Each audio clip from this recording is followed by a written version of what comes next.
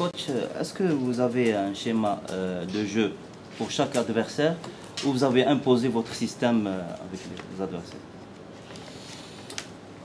Schéma. J'ai notre schéma, j'ai notre organisation 1, 2, 3, même troisième. J'ai un schéma, je commence depuis un certain moment à travailler, organisation différente, avec différents joueurs comme ça. Si au cas, bah, il faut défendre le résultat, bah, tu seras un petit peu en position, un petit peu se renforcer. S'il faut chercher, bah, tu prends plus, tu mets 3, 4, je ne sais pas, 5 attaquants ou 5-6 joueurs plus vocation offensive. Ça veut dire, ça dépend de beaucoup de choses, d'évolution de match qui tu peux changer dans un match. Et dans ce cas, tu prépares toujours le pire. Pire. Quand je dis pire, je dis par un arbitre qui va te siffler penalty inexistant. Mais il faut se battre. Ça veut dire que tu prépares toujours quelque chose pire pour ton équipe. Mais on reste fidèle depuis 1 an et demi. Vous savez, notre organisation, notre système, notre plan de jeu, il est un petit peu à peu près même. Petit changement, ça, mais pour moi, ça marche pour le moment. Mais est-ce qu'il va marcher là? On verra, mais on sait parfaitement bien. De toute façon, quand je mets une équipe en place, chacun joue ça parfaitement bien.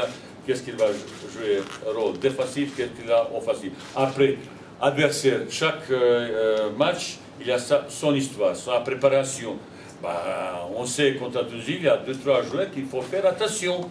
Bah, bien sûr, le joueur qu'ils ont là, dans cette position, dans sa zone, on va dire attention le gars, il faut qu'il y prenne plus au marquage, marquage individuel, marquage dans la zone, ou d'autres choses, dans la permutation, tu prépares un tactique pour chaque secteur de jeu, et défensif et offensif. Bien sûr, coup de pied arrêté, il joue un rôle très important dans ces compétitions comme ça, parce que pas mal d'équipes, ils vont se baser sur ça, coup de pied arrêté, ils vont tenter quelque chose. Défensivement très bas, ils attendent faute d'adversaire pour ou coup de pied arrêté. Il y a tellement de choses dans une préparation qu'on ne peut pas dire ça. Mais on reste dans notre ambition être tourné vers avant, que l'équipe joue plus vers avant, qu'il est plus offensif, qu'il crée plus d'occasions, avec un petit peu de risque.